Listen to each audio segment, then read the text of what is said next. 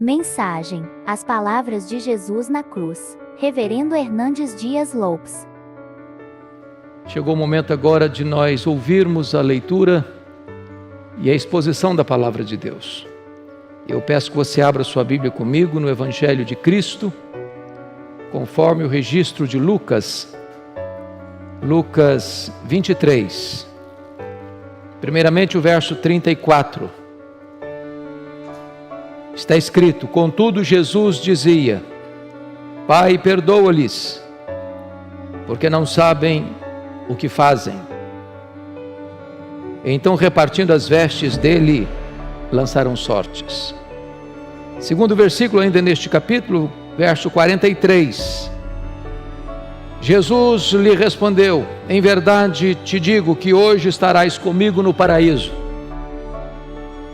E finalmente, verso 46. Então Jesus clamou em alta voz: Pai, nas tuas mãos entrego o meu espírito. E dizendo isto, expirou.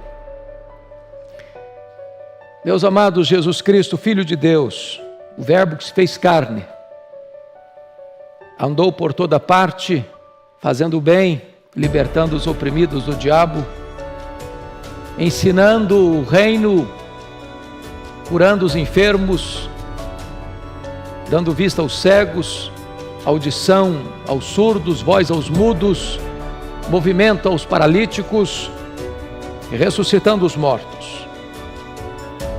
Ele veio a este mundo, entretanto, para um propósito muito claro. Ele veio para morrer pelos nossos pecados. Ele tinha plena consciência disto.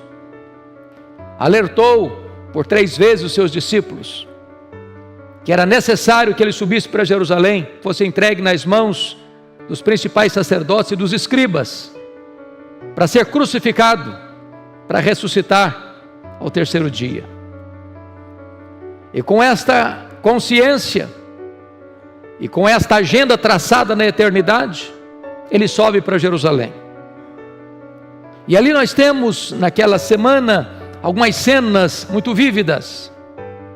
A primeira delas no cenáculo, quando ele celebra a última Páscoa, quando ele faz uma transição do judaísmo para o cristianismo, quando ele inaugura a nova aliança em seu sangue,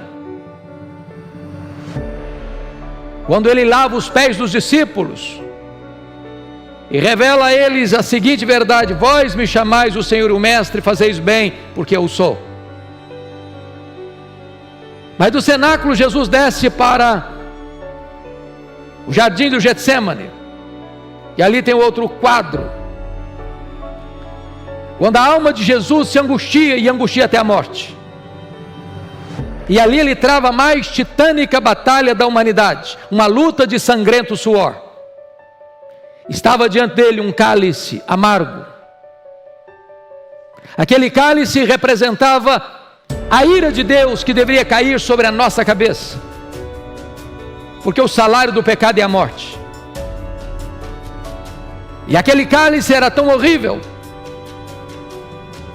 que o Filho de Deus, ao olhar para ele, ao ser confrontado por ele, chora e sangra. E ele ora ao Pai, diz: Pai, se possível, passe-me este cálice, mas se não, seja feita a tua vontade. Uma outra cena, depois da vitória no Getsemane, é a cena do Sinédrio. Naquela noite Jesus é preso, não porque sucumbiu ao poder de Roma, ou foi uma vítima indefesa das tramas do Sinédrio. Diz Lucas que ele foi preso porque aquela era a hora das trevas. E ali no Sinédrio, contrataram testemunhas falsas para acusá-lo.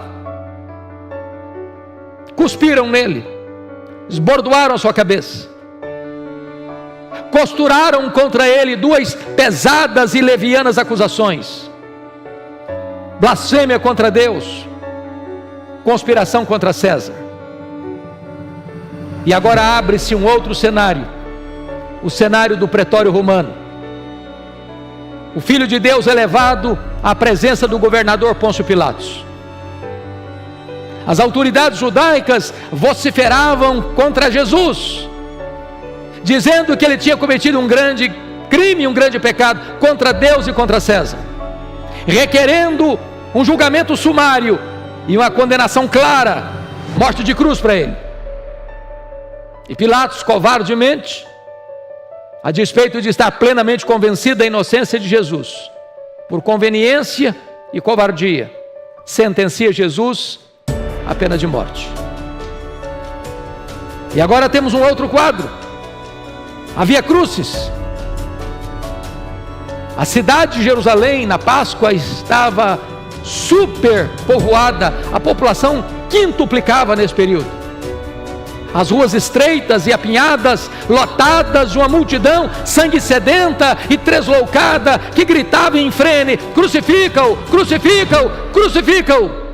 E ele caminha debaixo do lenho maldito, sob as vaias e apupos dessa multidão. As mulheres choram ao vê-lo naquela situação tão constrangedora. E ele confronta as mulheres dizendo: não choreis por mim, chorai por vós e por vossos filhos. Era sexta-feira, 9h da manhã. Jesus foi crucificado naquele leito vertical da morte, naquele patíbulo de horror, naquela cena de vergonha, opróbrio e dor, naquele espetáculo horrendo. E aquela cruz maldita, porque a Bíblia dizia que maldito é todo aquele que for dependurado numa cruz. Só os mais terríveis criminosos recebiam esse destino tão cruel. Era uma morte dolorosa e demorada. Mas quando Jesus chega na cruz, ele vai proferir daquela cruz 7 palavras, que na verdade são 7 discursos. Palavras proferidas no tempo, que atravessam séculos e que ecoam na eternidade. Que palavras são essas? Em primeiro lugar, meus irmãos, Jesus proferiu a palavra do perdão. E eu fico imaginando, pastor Erival, o povo passando diante da cena da crucificação, uns meneando a cabeça, outros zombando, outros escarnecendo, outros dizendo: se tu és filho de Deus, desça dessa cruz. Aqueles que cuspiram nele, aqueles que esbordoaram a sua cabeça, estavam lá naquela cena, zombando dele, escarnecendo dele. E debaixo dessa cena tão hostil, tão violenta, tão cruel, tão desumana, a primeira palavra que Jesus proferiu naquela cruz é esta de Lucas 23:34. Jesus olha para esta massa humana violenta, animalesca, cruel, e ora: Pai, perdoa-lhes. E ainda sai em defesa daqueles que o crucificaram, atenuando-lhes a culpa. Eles não sabem o que fazem. Jesus está pagando o mal com o bem. Jesus está pedindo perdão para aqueles que tramaram a sua morte. Jesus está atenuando a culpa daqueles que o pregaram naquela cruz. Que direito você tem, que direito eu tenho agora de negar perdão? Que direito você e eu temos de nutrir mágoas? De pagar o mal com o mal? Esta é a primeira lição da cruz, é a lição do perdão. Mas a segunda palavra proferida por Jesus na cruz está aqui em Lucas 23:43.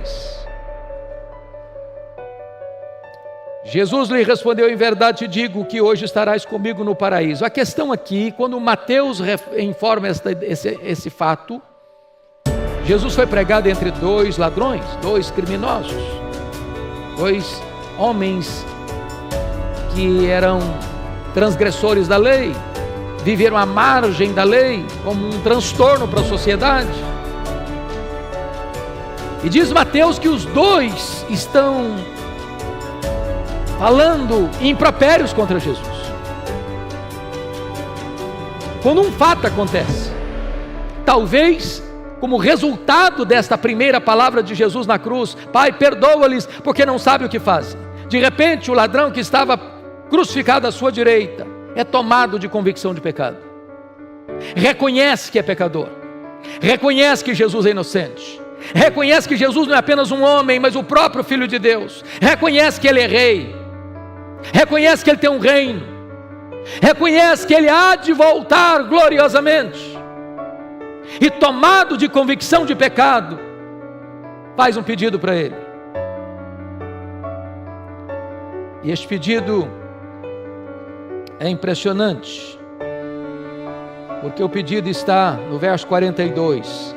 Jesus, lembra-te de mim quando vieres no teu reino. E a resposta de Jesus, a segunda palavra da cruz, é límpida, é lúcida, é cristalina, é diáfana. E Jesus responde: em verdade te digo que hoje estarás comigo no paraíso. E aqui eu chamo a atenção para algumas coisas. Primeiro, este homem foi salvo na última hora. Oh, como a graça de Deus é maravilhosa. Aquele que viveu a vida toda no crime, agora, antes do apagar das luzes, ainda tem a oportunidade de ser salvo e perdoado. Segundo, ele reconhece que Jesus é rei. Ele reconhece que Jesus é inocente. E ele reconhece que está morrendo porque os seus pecados, os seus crimes mereciam isso. Ele reconhece que Jesus está morrendo, mas pessoalmente ele não tem transgressão, ele não tem pecado, ele não tem crime. Ele está morrendo nessa perspectiva, sem dever nada. Então ele clama a Jesus: lembra-te de mim quando vieres no teu reino. E Jesus responde: hoje estarás comigo no paraíso. E destaco aqui 3 coisas. Primeiro, fica claro, meus irmãos, à luz desse texto, que a salvação é pela graça. Porque se fosse pelas obras, esse homem estava condenado. Esse homem não tinha 1 quilo de virtude e toneladas de culpa. Se ele fosse julgado pelo critério da lei, ele estaria inexoravelmente condenado. Mas a salvação é pela graça. A salvação não é por aquilo que você faz para Deus, mas por aquilo que Cristo fez por você na cruz do Calvário. Segundo, a salvação é imediata. Hoje estarás comigo no paraíso. Não é amanhã, não é depois que morrer, não é quem sabe num futuro incerto. É hoje, é agora. Não importa quão longe você tenha ido, não importa quão distante você esteja, não importa quão profundamente você tenha caído, não importa quais são as suas amarras espirituais que prenderam você num berço de cegueira. Se nesta noite você reconhecer que Jesus é o seu Salvador pessoal, agora mesmo, nesta mesma noite, você é salvo. Terceiro, a salvação é estar com Cristo. Hoje mesmo estarás comigo no paraíso. Paraíso só é paraíso porque Jesus está lá. Salvação é você ter comunhão com Ele, não só agora, mas por toda a eternidade. É você poder contemplá-lo face a face. Mas amados, vamos à terceira palavra da cruz. Peço que você agora vá comigo para João, porque é o evangelista João que vai relatar isso. João capítulo 19, versos 26 e 27.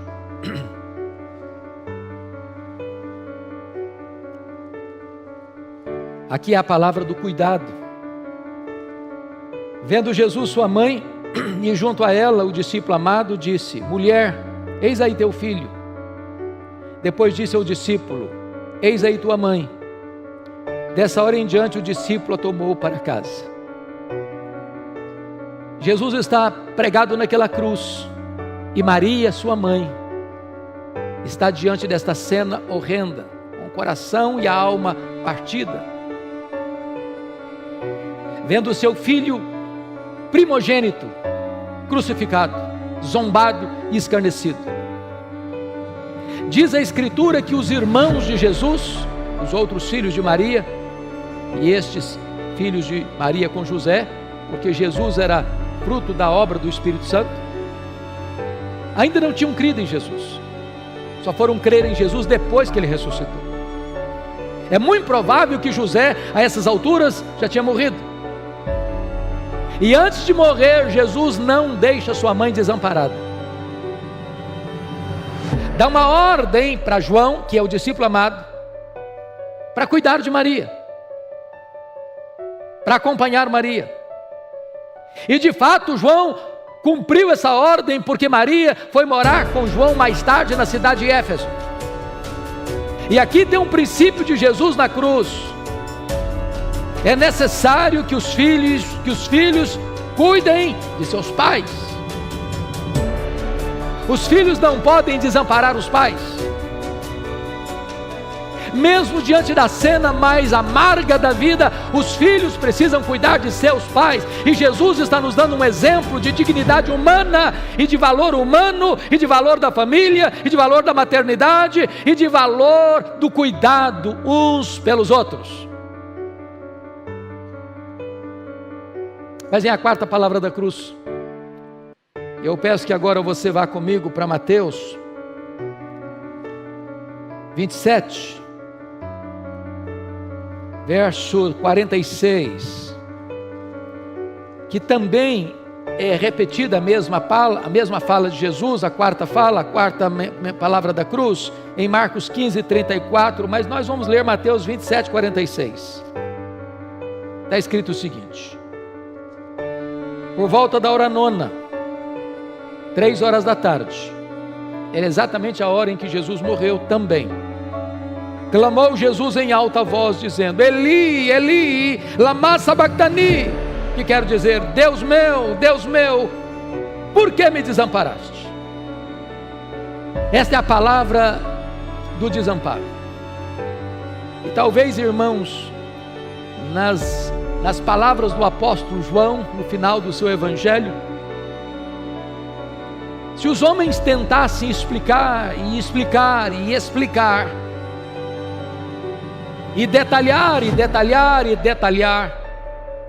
a profundidade desta palavra, talvez os livros não seriam suficientes. O amado do Pai, aquele que tinha plena comunhão com o Pai antes da fundação do mundo,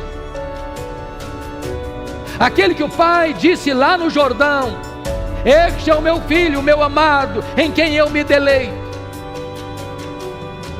Aquele de quem o Pai disse lá no Monte da Transfiguração: este é o meu filho, o meu eleito, a ele ouvi. Agora diz a Bíblia que o Pai desampara o seu filho na cruz. E por que o desampara? A Bíblia chega a informar que ao meio-dia o sol escondeu o rosto e houve trevas sobre a terra, da hora sexta à hora nona. Até o próprio sol escondeu o seu rosto e a claridade fugiu. Naquele momento, amados irmãos, estava acontecendo na cruz o que disse o profeta Isaías, que Deus lançou sobre ele a iniquidade de todos nós. Naquele momento estava acontecendo o que a Bíblia informa, que naquela hora agradou ao Pai moê-lo. Naquele momento, o amado Filho de Deus, aquele que é santo, santo, santo, foi feito pecado por nós. Aquele que é bendito eternamente, foi feito maldição por nós. E a Bíblia diz que ele foi carregando no seu corpo, no madeiro, os nossos pecados. E ele então é feito pecado, ele é feito maldição. E Deus olhou e não havia beleza nele. E então Deus, no meu lugar, lugar, puniu o meu pecado nele, puniu a minha transgressão nele, puniu as nossas mazelas nele, e naquele momento ele foi desamparado para que você e eu fôssemos amparados eternamente. Ali ele estava bebendo sozinho aquele cálice amargo da ira de Deus.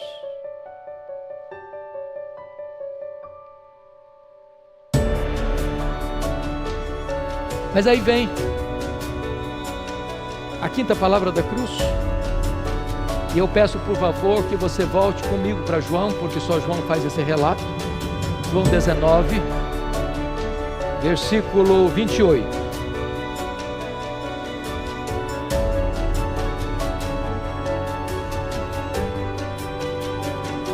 João 19, 28. Esta é a quinta palavra da cruz. Depois, vendo Jesus que tudo já estava consumado, para se cumprir a Escritura, disse: tenho sede. Tenho sede. Quando você lê relatos sobre o que acontece com a pessoa que é crucificada, agonia terrível, dores alucinantes, cãibras insuportáveis e uma sede atroz. Aqui Jesus está trazendo a palavra da agonia, do sofrimento físico. Ele é homem, verdadeiramente homem. Seu sofrimento não foi uma ilusão, suas dores não foram minoradas, sua sede não foi aplacada. O eterno Filho de Deus, o nosso glorioso Redentor, o Criador do universo, estava sofrendo fome, aliás, sede, cãibras e dores terríveis por você e por mim. E ele admite diante do universo: tenho sede. E ele proclama a sua perfeita humanidade: tenho sede. E ele está mostrando para você e para mim o quanto custou para ele ser o nosso Redentor. Tenho sede. E para agravar-lhe a sede, deram-lhe vinagre. Atormentaram-no ainda mais, aguçaram ainda mais o seu sofrimento, agravaram ainda mais a sua sede.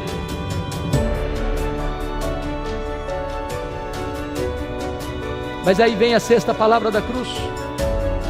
Bendito seja Deus, a palavra da vitória. Olhe comigo João 19, versículo 30. Quando pois Jesus tomou o vinagre, disse: está consumado. E inclinando a cabeça, rendeu o espírito. Irmãos, esta palavra está consumado na língua grega é uma única palavra, a palavra tetelestai. E esta palavra tinha 3 significados na língua grega. Primeiro significado: quando um pai dava uma ordem a um filho, e o filho cumpria aquela ordem, ele chegava para o pai e dizia: tetelestai, eu cumpri a missão que tu me confiaste. Jesus veio a este mundo com uma missão específica: morrer pelos nossos pecados, pagar a nossa dívida, para abrir um novo e vivo caminho para Deus, para nos reconciliar com Deus.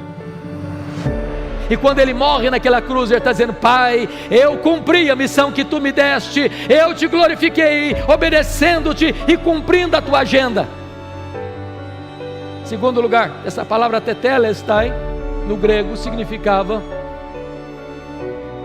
quando você comprava um bem, móvel ou imóvel,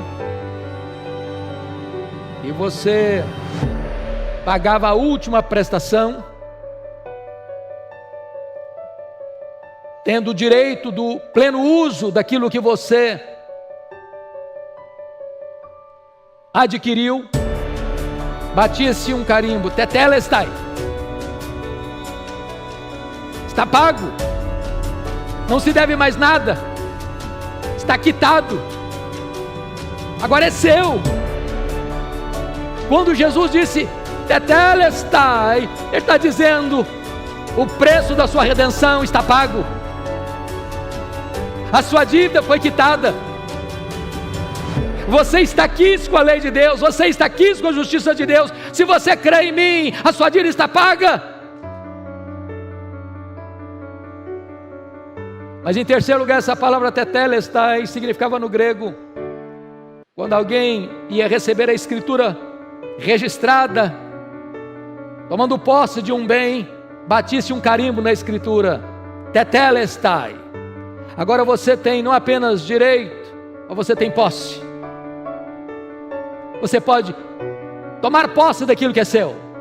É por isso que a Bíblia diz, para Paulo dizendo para Timóteo, Timóteo, tome posse da vida eterna. A vida eterna é sua agora, é um presente para você, pode usufruir, a partir de agora.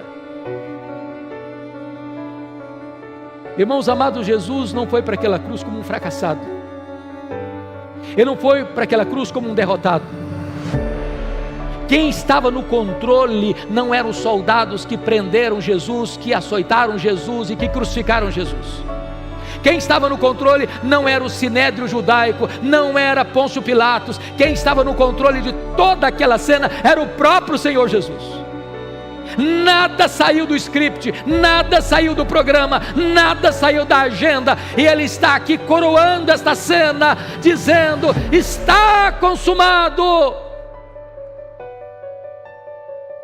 Mas finalmente a última palavra de Jesus na cruz. Confira comigo, voltando para Lucas 23, por favor, verso 46. Lucas 23, 46.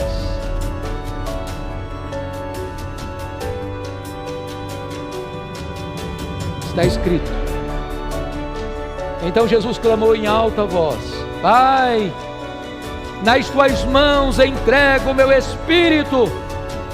E dizendo isto, expirou. Esta é a palavra da rendição. Sabe o que ele está dizendo aqui? Eu vim para morrer, eu vim para dar a minha vida, eu cumpri o meu trabalho, eu terminei. Ele está dizendo para o Pai o que diz na oração sacerdotal: eu te glorifiquei. E Jesus glorifica o Pai na sua morte. Jesus está dizendo: Pai, eu te glorifiquei dando a minha vida, estou de volta para casa, estou de volta para casa, recebe o meu espírito. E diz a Bíblia que assim Ele expirou.